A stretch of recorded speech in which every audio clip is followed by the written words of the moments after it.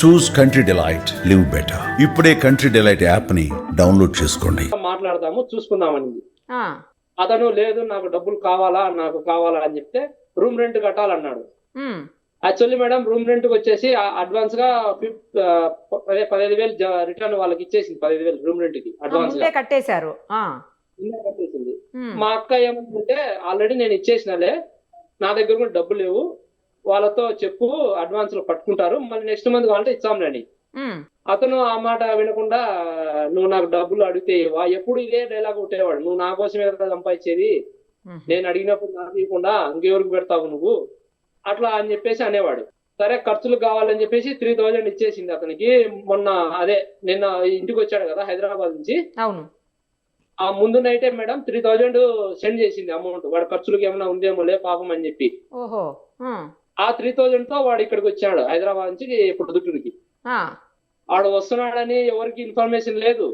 ఉమ్, వాడు వచ్చి దిగేంత వరకు మా అక్కకు కూడా తెలియదు పాపం. ఓహో. ఉమ్, తను వండర్ అయిపోయింది. అంటే ఎందుకు వచ్చినావు నువ్వు, ఏమి ఇప్పుడు రాకుండా ఏమి అని అడిగింది. ఉమ్, అడిగితే వాడు నేను వచ్చినా నాకు పనిందిలే అని చెప్పేసి ఉమ్, డబ్బులు ఇవ్వా ఇప్పుడు నాకు డబ్బులు కావాలన్నాడు. మళ్ళీ డబ్బులు అడిగాడు వచ్చి కూడా. డబ్బులు అడిగాడు మేడం. అప్పుడు మా అక్క ఏమందంటే నీకు డబ్బులు ఇవ్వడానికి ఈ ప్రాబ్లం ఏం లేదు, నువ్వు డబ్బులు ఇచ్చే కదా నువ్వు ఖర్చు పెడుతున్నావు, నీకు తెలియడం లేదు, సరే నువ్వు పోలేదంటున్నావు కదా 2 రోజులు ఈయనే ఉండు మళ్ళీ ఇస్తాలే అని చెప్పింది. ఓహో. ఉమ్, అతను సీరియస్ అయ్యి నువ్వు నాకు డబ్బులు ఇవ్వవు, నేను అడిగినప్పుడు ఇవ్వవు ఉమ్, అని చెప్పి మా అక్క మీద అట్లా హ్యాండిల్ చేశాడు మేడం. చాకు తీసుకొని ఫస్ట్ పొడవడము ఓకే. అట్లా చేసి మళ్ళీ అది చేసిన తర్వాత కూడా కనీసం కొంచెం కూడా కనికరం అనేది లేకుండా అక్కడే కూర్చొని అదే అక్కడే కూర్చొని పాటలు విన్నాడంట కదండి, పాటలు చూసుకుంటా పాటలు వినుకుంటా. ఎస్ మేడం పాటలు విన్నాడు. అప్పుడు నేను యాక్చువల్లీ నేను బెంగళూరులో ఉన్నా మేడం. నాకు మా వైఫ్ అంతకు ముందే 5 minutes ముందే నేను మాట్లాడినా మా వైఫ్ తో. ఆహా. మాట్లాడితే మా వైఫ్ మళ్ళీ నాకు కాల్ చేసేలా కూడా నేను అప్పుడు లిఫ్ట్ చేయలేదు. మళ్ళీ ఏమైంది 7-10 దాకా మిస్డ్ కాల్ చేసింది. ఉమ్, ఇప్పుడే కదా మాట్లాడినా మళ్ళీ ఎందుకు చేసింది బా అని చెప్పేసి నేను మళ్ళీ కాల్ చేశాను మా వైఫ్ కి. ఉమ్, చెప్పింది మా వైఫ్ చెప్పింది, వాడు వచ్చినాడు ఇట్లా పిన్నిని మొత్తం తలకు పోసేసినాడు, ఉమ్, నువ్వు రా తొందరగా అని చెప్పేసి నేను అప్పటికప్పుడు బెంగళూరు నుంచి వచ్చేసిన మేడం. ఓకే. వచ్చి కాదండి వాళ్ళ చూసే ఫాదర్ తోటి పెద్దగా ఉండేవాడు కాదా, మొదటి నుంచి కూడా తల్లితోటి ఎక్కువ అటాచ్మెంట్ ఉండేదా అతనికి? ఎస్ మేడం వాళ్ళ నాన్న వచ్చేసి ఒక ఏమంటారంటే ఏమి వర్క్ చేయకుండా హ్యాపీగా ఇంట్లో ఉండాలనుకునేవాడు వాళ్ళ నాన్న. ఓహో. ఓకే. సరే మా అక్కతో కూడా కాంప్రమైజ్ అయ్యి, మా అక్క పోలియో కదా డైలీ స్కూల్ కి తీసుకురావడానికి ఉండాలి, అవసరం పడతాడని చెప్పేసి మేము కూడా మా బాబుకు వద్దులే ఉద్యోగం వద్దులే, మా అక్కను బాగా చూసుకోని చెప్పాము. ఓహో. అతను ఇంట్లోనే ఉండేవాడు. కాకపోతే ఏంటంటే నిన్న జస్ట్ ఒక 5 minutes అతను మా యశ్వంత్ ని కొంచెం మైండ్ డైవర్ట్ చేసి వాటితో మాట్లాడుతూ ఉండింటే ఇది బతికేదేమో మేడం, బతికేదేమో. అవును. ఆ టైంలో ఆయన ఏం చేసినాడు, నేను మళ్ళీ స్నానం చేసి వస్తా అని చెప్పి లోపలికి వెళ్ళాడు, వాడు డోర్ వేసినాడు, మా అక్కను అట్లా చేసినాడు. మీ సిస్టర్ ప్రైవేట్ జాబ్ అండి, గవర్నమెంట్ జాబా టీచర్ గా? లేదు మేడం టీచరే మేడం, గవర్నమెంట్ టీచర్. గవర్నమెంట్ టీచరా? Okay okay.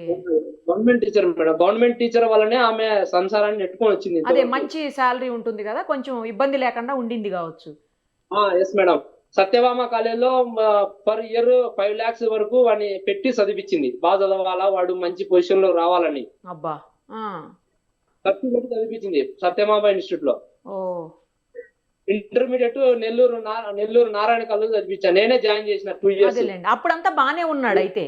అప్పటి వరకు బాగానే ఉన్నాడు మేడం. చెన్నైలో సత్యభామ ఇన్స్టిట్యూట్ లో ఉన్నంత వరకు బాగానే ఉన్నాడు. ఆహా. జాబ్ పర్పస్ అని చెప్పేసి హైదరాబాద్ కి వెళ్ళాడు. అక్కడ వాడి మైండ్ అంతా చేంజ్ అయిపోయింది. ఇక పబ్జీలు ఆడడం, అక్కడి నుంచి ఏవేవో వీడియోస్ చూడడం ఇవన్నీ స్టార్ట్ చేసినట్టుంది. స్టార్ట్ చేశాడు మేడం. దాని వల్ల కొంచెం మేము అనుకున్నాము మెంటల్లీ ఎఫెక్ట్ అయినాడు వీడు అని చెప్పేసి ట్రీట్మెంట్ స్టార్ట్ చేసి, మీరు ఆ రకంగా కూడా ట్రీట్మెంట్ ఇప్పించారు కదా, అలా కూడా మీరు జాగ్రత్త పడ్డారు నిజానికి. స్టార్టింగ్ నేను హైదరాబాద్ వస్తానే నేరుగా కడపకి తీసుకెళ్ళాను మేడం. అవును, మీరు అది కూడా చేశారు. డాక్టర్ వచ్చేసి ఆయన మంచిగా చూస్తాడంటే ఆయన దగ్గరికి తీసుకెళ్తాం.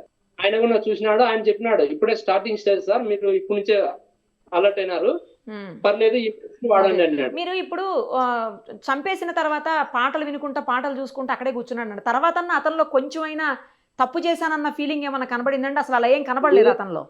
ఏం లేదు మేడం, వానిలో ఆ ఫీలింగ్ లేదు. మళ్ళీ మా మా అక్క చనిపోయింది, సొంత అమ్మ చనిపోయింది అని వానికి ఆ ఫీలింగే లేదు. ఆ బాధ కూడా లేదు.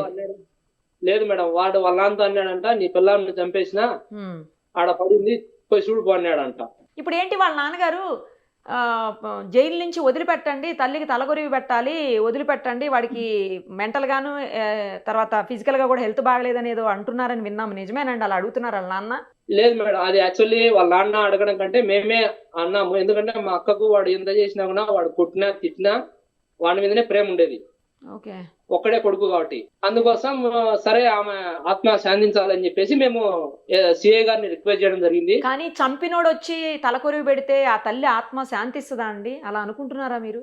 అంటే ఇప్పుడు మేడం, వాడు జస్ట్ ఆ టైంకి వాడు ఏదో సైకోలాగా బిహేవ్ చేసినాడు, వాళ్ళ అమ్మని చంపినాడు అని మేము కూడా అట్లే అనుకుని వద్దని ఫస్ట్ ఫిక్స్ అయినా మేడం. వాళ్ళ ఫాదరు, వాళ్ళ రిలేషన్ అంటే మా బావ వాళ్ళ రిలేషన్ వాడు వచ్చి పెడితే బాగుంటది అంటే మేము కూడా సరే అయితే పెట్టనీళ్ళు అని చెప్పేసి సిఐ గారిని రిక్వెస్ట్ చేశాం. పెట్టాడండి, వాడే పెట్టాడు. ఇప్పుడు హయ్యర్ అథారిటీస్ పర్మిషన్ వల్ల కొంచెం ప్రాబ్లం అయ్యి లేదండి సార్ పంపిలేమని చెప్పాడు.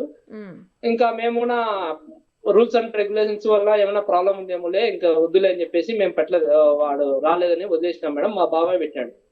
ఓకే, చిన్నప్పటి నుంచి ఎంత అడిగితే అంత డబ్బులు ఇచ్చి ఏది కావాలంటే అది కొనిచ్చి చాలా అతి గారాబంగా పెంచారు అని అంటున్నారండి. నిజమా అది? అలాగే చేశారా? కరెక్ట్ మేడం, అతి గారాబంగానే పెంచింది. తను ఏం అడిగితే అది, ఏం కావాలంటే అది కొనిచ్చింది. వాడికి ల్యాప్టాప్ కావాలంటే 70,000 ఓన్లీ గేమ్ ఆడటానికే ల్యాప్టాప్ కొనిచ్చింది. గేమ్ ఆడుకోవడానికి ల్యాప్టాప్. బీటెక్ అయిపోయిన తర్వాత ల్యాప్టాప్ అడిగితే అప్పుడు నేనేమన్నా అంటే ఎంఎస్ ఆఫీస్ ఏమన్నా నేర్చుకుంటాడేమో, దాంతోనే కదా అంతా ఉండేది వర్క్, సరే అని చెప్పాను. సరే కొన్ని పీలు అని చెప్పినాం. కానీ అతను ఏం చేశా అంటే దాని వీడియో గేమ్ పబ్జీలు ఇవి ఆడడానికి ఫ్రీ ఫైర్ అవి ఇన్స్టాల్ చేశాడు. పబ్జీలు అన్ని ఆ గేమ్ ఆడేటప్పుడు ఓన్లీ హెడ్ ఫోన్స్ పెట్టుకుంటాడు మేడం. పక్కన ఏం జరుగుతుంది ఏమి పట్టించుకోడు. వాళ్ళమ్మ మా అక్క మొన్ననే రీసెంట్ కింద పడి బాగాలేదు, నువ్వు రా వచ్చి చూడు అని వీడియో కాల్ చేసి ఆమెకు షోల్డర్ కింద పడి షోల్డర్ వచ్చేసి 5 times ఆపరేషన్ అయింది మేడం. అప్పుడు కూడా రాలే. మేము ఇంకా వాడిని హ్యాండిల్ చేసి ఇంకా సరే వాడు మారతాడు అని చెప్పేసి మేము కూడా వెయిట్ చేసాం. అక్కడ ఫ్రెండ్స్ ఉన్నారండి? పొద్దుటూరులో ఫ్రెండ్స్ ఉన్నారా? వాళ్ళతో బానే ఉండేవాడా? వాళ్ళతో కూడా బయటకు వెళ్ళి పబ్జీలు గేమ్లు ఆడడం? లేదు మేడం, ప్రొద్దుటూరు వచ్చిన తర్వాత వాడు ఎక్కడా బయటకు పోయేవాడు కాదు, ఇంట్లోనే ఉండేవాడు. ఇంట్లోనే బెడ్రూమ్ లో లోపల ఒక్కడే డోర్ వేసుకొని. గేమ్స్, ఈ పబ్జీలు, ఈ ఫ్రీ ఫైర్ అన్ని ఎప్పటి నుంచి స్టార్ట్ చేశాడండి? ఏ ఏజ్ నుంచి స్టార్ట్ చేశాడు? మేడం నాకు తెలిసినంత వరకు బీటెక్ అయిపోతానే వాడు స్టార్ట్ అయింది. ఎందుకంటే బీటెక్ ముందు వాడు నార్మల్ స్టేజ్ లో ఉండేవాడు, నాతో కూడా బాగుండేవాడు. నేనే కాలేజీలో జాయిన్ చేశా కదా, నారాయణ కాలేజీ. నేను 2 years నేనే తీసుకుపోయినా. ఫస్ట్ ఇయర్ నేనే తీసుకెళ్లాను. సెకండ్ ఇయర్ కి నన్నే పిలిచాడు, రామమ్మ నువ్వే రాని. బంధువులతో బానే ఉండేవాడా అండి మీ అందరితోటి? మొన్నటి బీటెక్ వరకు బానే ఉండేవాడు మేడం. బీటెక్ వరకు బానే ఉన్నాడు. ఓకే, బానే ఉంది. ఆ తర్వాతనే వాళ్ళలో ప్రాబ్లమ్స్ అన్ని స్టార్ట్ అయినాయి. అదే అంతవరకు బాగా ఉండేవాడు. మార్కులు కూడా 75% ఇచ్చి బీటెక్ కంప్లీట్ చేసినాడు. అన్ని బాగానే ఉన్నాయి. ఆఫ్టర్ బీటెక్ లోనే వాడు చేంజ్ అయినాడు మనిషి. ఈ గేమ్స్, పబ్జీలు ఇలాంటివేనండి? లేకపోతే ఏమన్నా మత్తు మందులు తీసుకోవటం కానీ, లేకపోతే ఏమన్నా డ్రగ్స్ ఇలాంటి ఏమన్నా, లేదంటే లవ్ అఫైర్స్ ఇలాంటి ఏమన్నా కూడా ఉన్నాయా? ఏం లేదు మేడం, లవ్ అఫైర్ వాడు ఎవరితో మాట్లాడు. నెక్స్ట్ డ్రగ్స్ అంటే నేను అట్లే అంటే మేము కూడా ఫస్ట్ అట్లే అనుకుని, నేను హైదరాబాద్ వెళ్ళినప్పుడు వాడిని దొరకడానికి చూశాను. మొత్తం వాడి సరౌండింగ్స్, వాడిని రూమ్ అంతా చెక్ చేశాను. ఏం అట్లా నాకేం అనుమానాస్పదంగా ఏం లేవు మేడం. అదే మీరు మిలిటరీ కాబట్టి మీకు ఎలాగో కొంచెం అన్ని తెలుస్తాయి కదా. వాడు ఇక్కడికి వచ్చిన తర్వాత వాడిలో ఉన్న చేంజెస్ ఉంటాయి కదా. ఇప్పుడు టైంకి వాడికి అది దొరకకపోతే వాడు కూడా కొంచెం మెంటల్లీ ఇదవుతాడు కదా మేడం. అవును, అట్లా కూడా అవుతాడేమో అని చెప్పి చూసినాం. 4 రోజులు వాడు బాగానే ఉన్నాడు. అట్లా కాదు అయితే ఈ కేవలం ఆ పబ్జీ గేమ్స్ లేకపోతే ఈ ఫ్రీ ఫైర్ అన్నది వీటి వల్ల అయి ఉండాలి మీరు అన్నట్టుగా. తెలిసినంత వరకు ఈ పబ్జీలో, ఈ ఫ్రీ ఫైర్ లో వచ్చేసి మామూలుగా మనం వెపన్స్ వాడుతున్నాం కదా ఎనిమిని షూట్ చేయడానికి. అట్లా అని చెప్పేసి వాడు నైఫ్ ఇవి అన్ని అట్లా వాడడం వల్లనే ఎట్లా చంపేది ఇవన్నీ వాడికి మెంటల్లీ అప్సెట్ అయ్యే వాడు ఇట్లా చేశానని నేను అనుకుంటాను. రైట్ అండి, ఆవిడ ఆత్మకైతే శాంతి చేకూరాలని ఖచ్చితంగా కోరుకోవాలండి. ఎందుకంటే తల్లిని ఇంత అత్యంత ఘోరంగా చంపిందే కాకుండా అత్యంత గారాబంగా పెంచి ఎంతో ప్రేమగా చూసుకున్నటువంటి తల్లిని చంపితే ఆమె ఆత్మ ఎంత ఘోషిస్తుందో ఈరోజు. కానీ ఆమె ఆత్మకు శాంతి చేకూరాలని మేము కూడా కోరుకుంటున్నామండి. Thank you madam. ఆ అబ్బాయి చేసినటువంటి ఏదైతే ఇంత నీచమైన పని ఉందో దానికి ఖచ్చితంగా శిక్ష కూడా పడాలని కోరుకుంటున్నాను. Thank you so much. Okay, thank you madam.